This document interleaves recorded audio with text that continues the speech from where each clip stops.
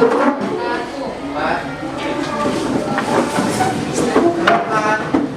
kita belajar, marilah kita berdoa sesuai agama dan keyakinan kita masing-masing. Untuk kita berdoa dimulai.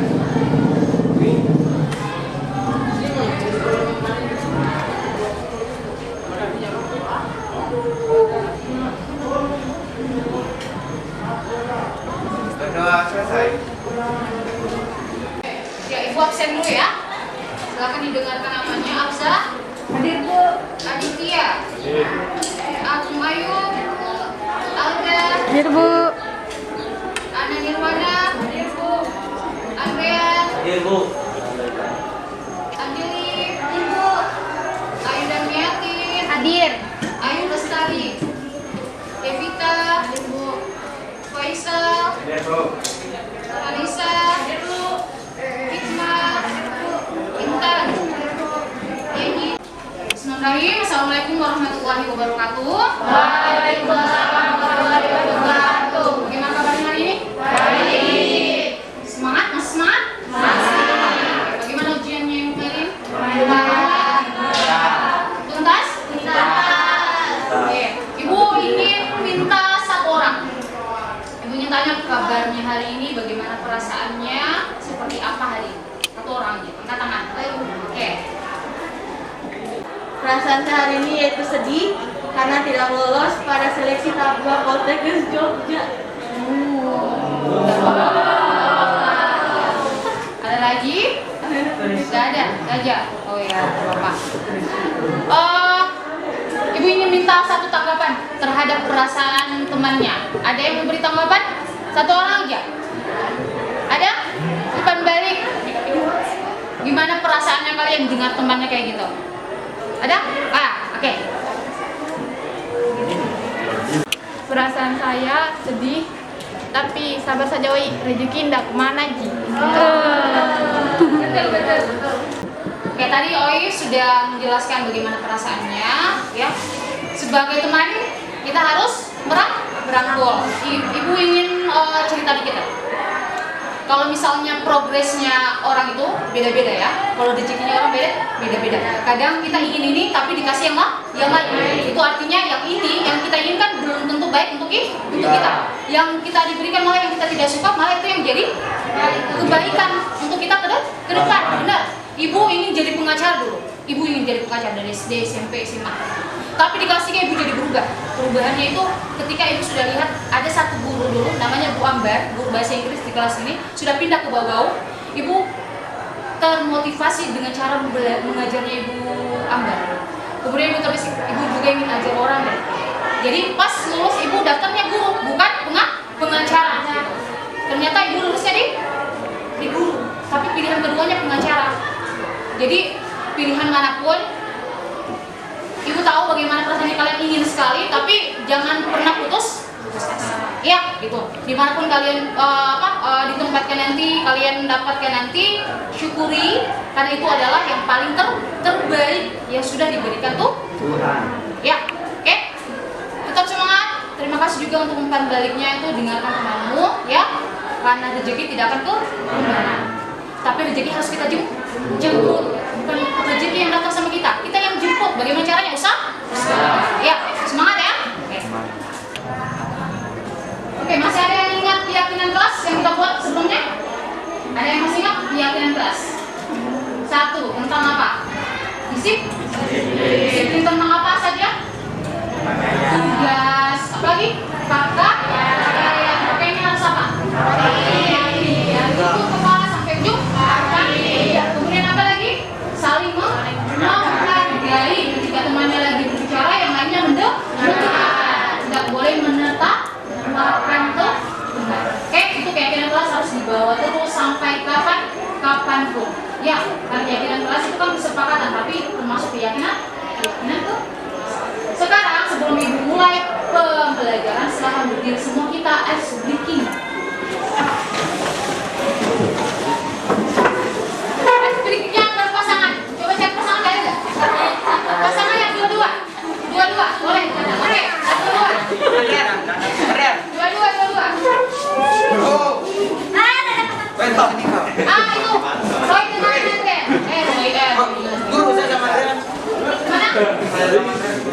Atau sama ada pasangan semuanya berpasangan, namanya ice breaking matematika. Jadi kalau ibu bilang perkalian, suit, nanti kan? Oke, misalnya perkalian 1, 2, 3, 5 kali 5, 25 perkalian 25. Belum pintunya. Oke, 1, 2, penjumlahan 10.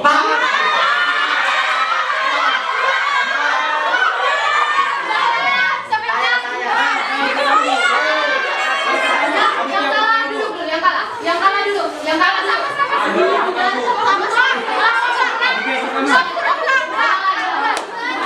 Oke, yang lebih cepat. Perkalian 5. Oke. Berkaitan dengan materi negara maju dan negara berkembang, silakan dibuka bukunya, buku paketnya. Sebelum mulai pembelajaran tentang bab 4, apa judul besarnya? Kerjasama negara maju dan negara berkembang. Ini materi terakhir geografi kelas 12. Sekarang ibu akan antar dulu. Sekarang ada berita ya yang sedang viral saat ini, yaitu pemindahan ibu kota Jakarta ke Kalimantan. Sekarang ibu minta 2 orang, satu dari perempuan, satu dari laki-laki, memberikan pendapatnya tentang pemindahan ibu kota. Ini isu dari pemindahan kota Kalimantan dari Jakarta ke Kalimantan. Satu orang dari perempuan, ada yang mau? Oke, duluan. Ayo, silakan. Pendapat saya tentang pemindahan ibu kota dari kota Jakarta ke Kalimantan, menurut saya itu setuju tapi tidak setuju juga. Kenapa saya setuju? Karena seperti yang kita tahu, Pulau Jawa itu sudah sangat padat penduduk, sehingga tidak mampu menampung orang yang datang lagi ke Jawa tersebut. Sehingga ada baiknya kalau misalnya ibu kota kita dipindahkan ke Kalimantan, karena Kalimantan itu daerahnya masih luas tetapi penduduknya itu belum terlalu banyak. Nah, tapi saya tidak setuju juga karena seperti yang kita tahu juga, itu Kalimantan merupakan salah satu paru-paru dunia. Sehingga jika dipindahkan ibu kota kita ke Pulau Kalimantan, otomatis hutan-hutan yang ada di sana juga akan berkurang. Sehingga hewan-hewan akan kekurangan tempat tinggalnya untuk mencari makan juga. Menurut saya, pendapat saya itu. Oke, good job. Menurut saya, Bu Guru, tentang pemindahan ibu kota dari Jakarta ke Kalimantan itu menurut saya sesuatu yang saya setujui. Mengapa? Karena saya melihat seperti Amerika Serikat itu memiliki, sudah dipindah ibu kotanya, di mana Washington dijadikan untuk politik, sedangkan New York untuk tempat bisnisnya. Nah, jika Indonesia berhasil memindahkan ibu kota itu, otomatis mungkin akan sedikit lebih maju dalam hal perekonomian maupun politiknya, Bu, karena dipisah.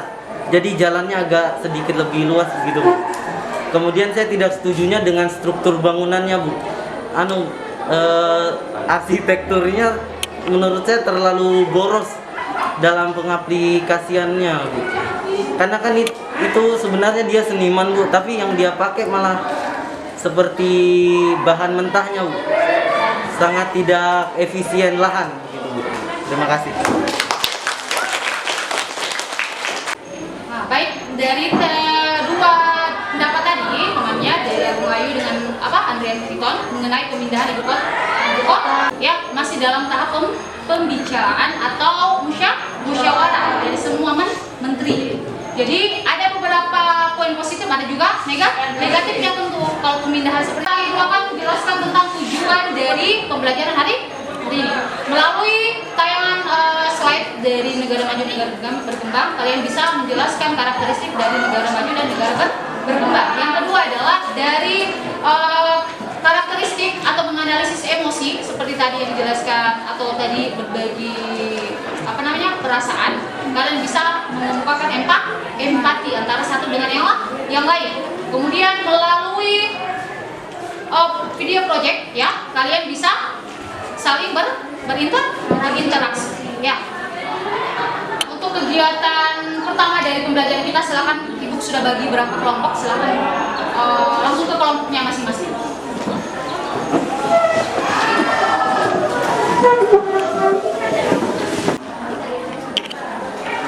Oke, baik, kita masuk ke materi negara maju dengan negara berkembang.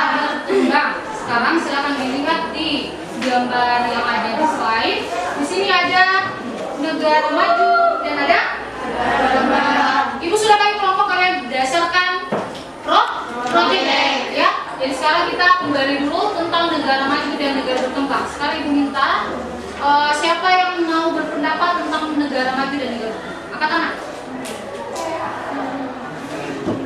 Ada? Intan? Iya. Negara maju menurut Intan apa?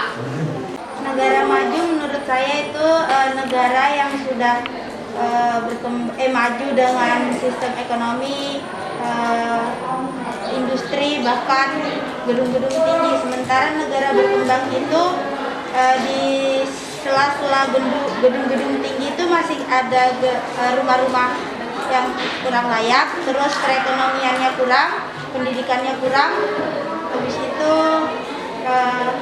industrinya juga kurang. Jadi tadi negara maju dan negara berkembang. Kalau negara maju adalah negara yang fasilitasnya, industrinya, ekonominya, politiknya, sosial budayanya maju. Maju dalam artian apa? Mereka perkembangannya pesat, gitu. Ya, tidak stuck di tempat gitu. Jadi setiap tahun ada progres. Itu namanya negara maju. Kemudian kalau negara berkembang dari sektor ekonominya, sosialnya, budayanya sampai politik dan sebagainya masih tahap berkembang. Bukan berarti tidak baik, tapi perkembangannya stuck, ya standar dia. Ya, gitu. Kadang turun, kadang naik, tapi naiknya tidak banyak. Oke, sekarang berkaitan dengan pasar bebas. Ada yang mau berpendapat tentang pasar bebas itu apa? Oke, silakan Faisal. Menurut saya pasar bebas itu adalah pasar yang dimana mempermudahkan produk asing masuk ke Indonesia. Contohnya produk-produk yang tidak bisa dikembangkan dan diproduksi di Indonesia. Begitu. Oke, berikan aplaus kembali untuk tadi yang sudah menjawab. Oke, jawabannya sudah tepat. Jadi pasar bebas adalah cara Indonesia untuk menuju negara maju. Salah satunya dengan hubungan timbal balik atau hubungan positif antara satu organisasi dengan organisasi lain. Sekarang ibu punya LKPD, lembar kerja, silakan nanti dikerja bersama kelompoknya, didiskusikan, dibantu teman-temannya yang belum paham, ya. Jadi saling seperti tutor sebaya, ya.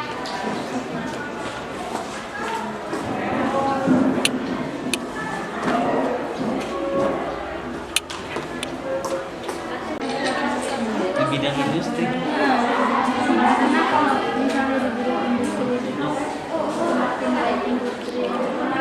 Benar-benar berkembang dan partisipasinya aktif dan akses teknologi dan fasilitasnya yang terbuka. Kan tadi kan Korea Selatan itu kan kurang sumber daya alamnya atau sehingga kalau resolusinya supaya dia berkembang berarti kan meningkatkan pendidikan sumber daya manusianya sama mengembangkan teknologinya kan terus di bidang industri. Nah karena kalau kita kalau misalnya ekonominya di bidang industri kan biasanya lebih besar perkembangannya dibanding yang pertanian kan. Berarti begitu itu nih alasannya sebenarnya di Indonesia kan dia kan kayak pendidikannya masih kurang terus industrinya juga sedikit, teknologinya juga belum terlalu berkembang tuh, padahal sumber daya alamnya banyak toh jadi begitu ya. Ya, setelah diskusi, ibu akan minta silakan masing-masing kelompok mempresentasikan hasil diskusinya, mulai dari kelompok 1. Oke, silakan. Perkenalkan, nama saya Roy, saya perwakilan dari kelompok 1. Di sini saya akan menjelaskan tentang pertanyaan nomor 1, yaitu mengapa Korea Selatan lebih cepat maju di bidang industri dibandingkan Indonesia. Dapat disimpulkan bahwa Korea Selatan bisa maju karena memiliki institusi, politik, dan ekonomi yang inklusif. Masyarakat di sana benar-benar berkembang dan beradaptasi aktif dengan akses teknologi dan fasilitas yang terbuka. Itulah penjelasan dari saya. Sekian, terima kasih.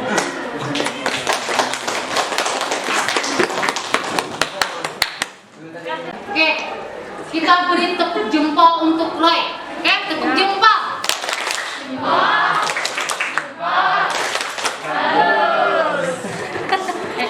Langkah strategis apa yang harus dilakukan pemerintah untuk mewujudkan Indonesia sebagai negara maju di tahun 2045? Yang pertama yaitu mewujudkan ekonomi inklusif dan berkelanjutan. Yang kedua itu meningkatkan investasi. Yang ketiga mendorong peningkatan iptek dan inovasi untuk menciptakan produktivitas kegiatan perekonomian. Berikan tepuk jempol untuk teman-teman yang sudah presentasi tadi. Tepuk jempol.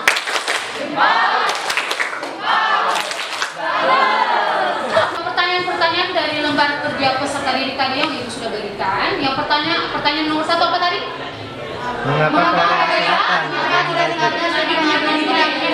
Korea Selatan termasuk negara maju dan cepat berkembang?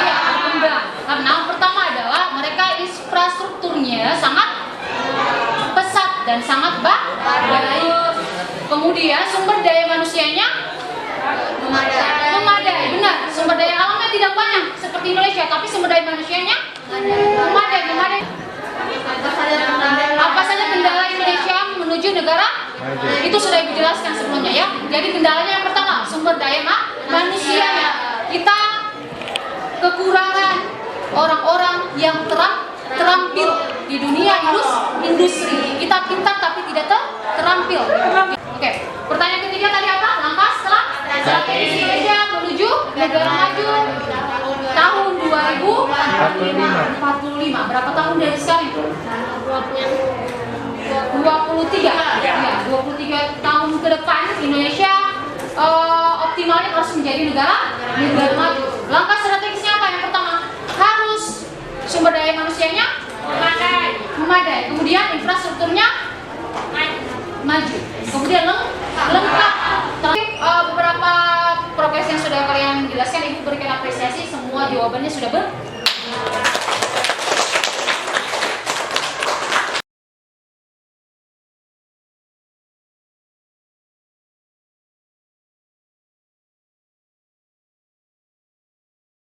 teknik stop. Ibu akan ajarkan kita teknik stop perileksan tuh. Sekarang Ibu punya 2 emosi, ya. Ini emosi apa ini? Ada yang tahu? Ini emosi sedih tapi dipaksa. Oke, yang lain? Menyembunyikan apa? Rasa duka. Sedih. Ini dia lagi apa ini? Salah. Tapi wajahnya, mimik wajahnya gimana? Sedih. Oke, kalau yang ini? Bahagia. Saat kapan orang bahagia? Banyak uang. Saat kapan? Kalau ini kira-kira pernah ada yang merasakan seperti ini? Sering. Oke. Jadi ada 2 emosi, ya. Satunya ini seperti menyembunyikan kesedihan, tapi berusaha tuh benar. Kalau ini bahagia 100% ya, banget. Jadi emosi-emosi ini kadang sudah pernah kita rasakan tuh semua ya, sebelumnya pasti semua pernah rasakan emosi yang ini ya. Gak ada satupun yang hanya begini-begini aja. Nah, ya, gak ada. Oke, sekarang silakan tangannya di atas kursi. Lepaskan dulu semua alat tulisnya. Sudah?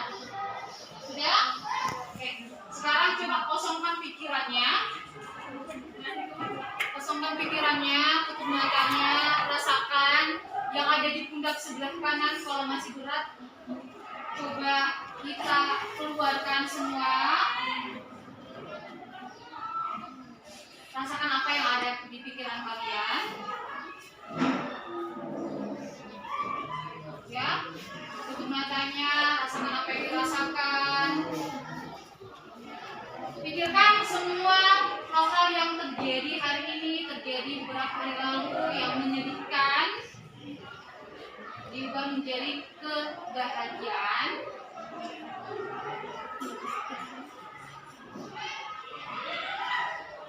Dirilekskan pundaknya kalau masih terasa berat, dibuang dulu hal-hal negatifnya. Fokus pada satu tujuan yang kalian pikirkan saat ini. Bayangkan yang kalian pikirkan saat ini adalah hal-hal yang paling menyenangkan. Rasakan yang kalian rasakan hari ini, pikiran kalian, apa yang terbesit di pikiran kalian hari ini menjadi kenyataan dan membahagiakan untuk kalian, untuk orang tua, untuk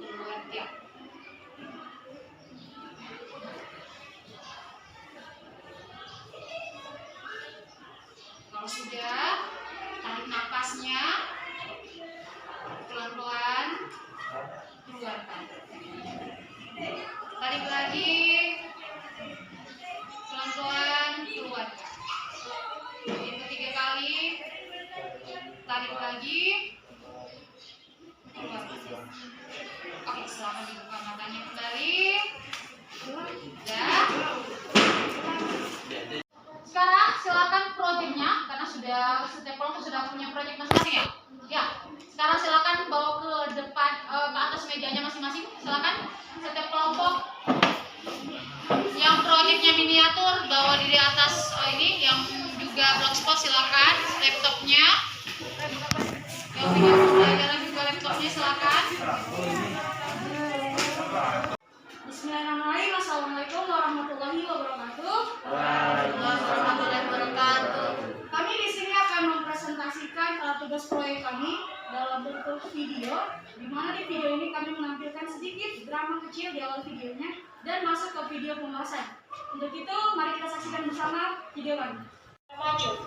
Yang pertama, penguasaan ilmu pengetahuan dan teknologi relatif tinggi. Bebas dari pendidikan ini, karena pergaulan yang bebas membuat. Waalaikumsalam warahmatullahi wabarakatuh. Kami dari kelompok 2 akan mempresentasikan blogspot kami yang berjudul jenis-jenis bencana alam dan penanggulangannya. Di sini saya akan memperkenalkan nama-nama kelompok kami. Yang pertama saya sebagai moderator, Abzah Dwi Jarsi. Kemudian yang kedua ada Agung Ayu Dewi. Yang ketiga Vanessa Widyasari. Yang keempat Ayu Lestari. Dan yang kelima Halima Kusyadia. Sebelumnya saya ucapkan selamat pagi. Di sini saya akan mempresentasikan blogspot dari kelompok kami, yaitu tentang jenis-jenis bencana alam dan penanggulangannya. Di sini saya mengambil bencana alam itu hujan deras yang disertai fenomena hujan es. Mengapa saya ambil materi ini? Karena pada saat proses pembuatan blogspot ini baru-baru terjadi fenomena ini. Walaupun sebenarnya akhir-akhir ini seperti yang kita tahu telah terjadi gempa. Hanya pas kejadian gempa itu blogspot kami itu telah jadi. Perkenalkan kelompok kami, yang pertama saya Andrea Giton. Dan saya Hikmah Hidayah. Dan saya Suryani. Dan saya Nurul Faiza. Saya Intan Dewa Nurbaiti. Dan saya Sabra Barahmayani. Jadi kami akan langsung membacakan materi. Pengertian gunung berapi. Gunung berapi atau gunung api atau gunung vulkanik secara umum adalah istilah yang dapat didefinisikan sebagai suatu sistem saluran fluida panas yang memanjang dari kedalaman sekitar 10 km di bawah permukaan bumi sampai ke permukaan bumi, termasuk endapan hasil akumulasi material yang dikeluarkan pada saat meletus. Gunung api meletus terjadi akibat endapan magma dalam perut bumi yang didorong keluar oleh gas yang tekanannya tinggi. Dari letusan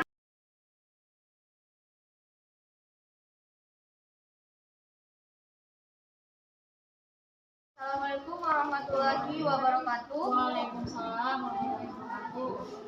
Perkenalkan, kami dari kelompok 4 akan mempresentasikan sebuah proyek miniatur. Di sini, sebelumnya saya akan memperkenalkan anggota kelompok saya. Pertama, perkenalkan nama saya Oivianti Pagala. Kedua, Nur Hikmah. Yang ketiga, Nani Ruana. Keempat, Ayu Darmiatin. Kelima, Maulani Zahra. Dan yang terakhir, Suti Surastika. Selanjutnya, kami akan langsung mempresentasikan miniatur kami. Alasan kami memilih proyek miniatur dibandingkan dengan beberapa proyek yang Bu Guru tuliskan karena sekarang lagi seperti yang kita ketahui di Indonesia sedang marak-maraknya terjadi alih fungsi lahan. Seperti contohnya di Kalimantan, di mana dari hutan akan berubah menjadi perkotaan, seperti yang diilustrasikan pada proyek kami. Selanjutnya, apa itu alih fungsi lahan? Alih fungsi lahan atau konvensi lahan adalah perubahan fungsi sebagian atau seluruh kawasan lahan dari fungsinya semula atau yang seperti direncanakan menjadi fungsi lain yang membawa dampak negatif terhadap lingkungan dan potensi lahan itu sendiri. Alih fungsi lahan hutan adalah perubahan fungsi pokok hutan menjadi kawasan non-hutan seperti pemukiman perkotaan, pertanian dan perkebunan, dan kawasan industri. Hal tersebut mengakibatkan semakin berkurangnya lahan hutan. Assalamualaikum warahmatullahi wabarakatuh. Perkenalkan kelompok 5. Di sini kami akan mempresentasikan materi kami yang berjudul Persabaran Flora dan Fauna dalam bentuk blogspot. Sebelumnya di sini saya akan memperkenalkan nama kelompok saya. Saya sendiri bernama Vita Juliandari. Di samping saya Nadia Kumaira Asmat. Di sampingnya lagi ada Rizky Marcella, Anjeli Apresia, Ray Albica, dan Muhammad Nafidal.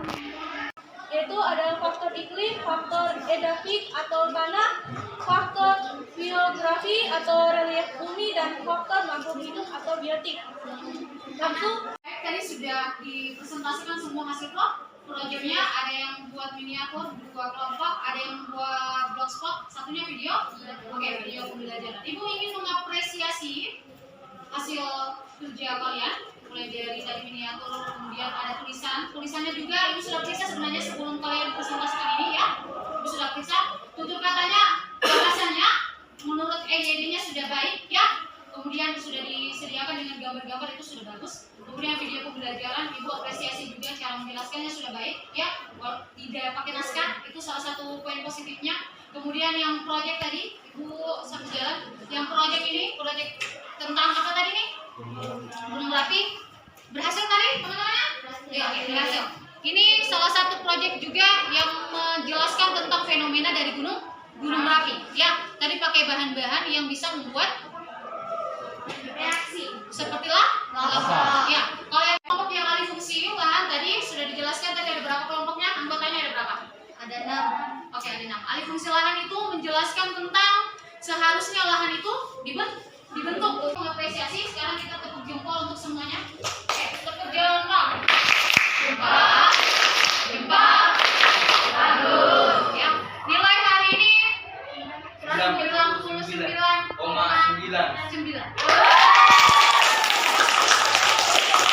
Selanjutnya makin meningkat dari kelas 10, 11, kelas 10 persennya proyeknya apa? Iya, iya, ibu masih ingat kan itu ada yang di sawah, ada yang di pasar, ya itu juga berkesan bagi ibu. Kalian sudah mulai bersosialisasi. Nah, sekarang sudah kegiatan pembelajaran, ibu minta masing-masing orang menuliskan umpan balik di sticky note-nya. Jadi apa yang kamu rasakan hari ini, pembelajarannya seperti apa hari ini, kemudian untuk pembelajaran berikutnya seperti apa, dan menurut kamu negara maju dan negara berkembang seperti apa. Oke, silakan dituliskan.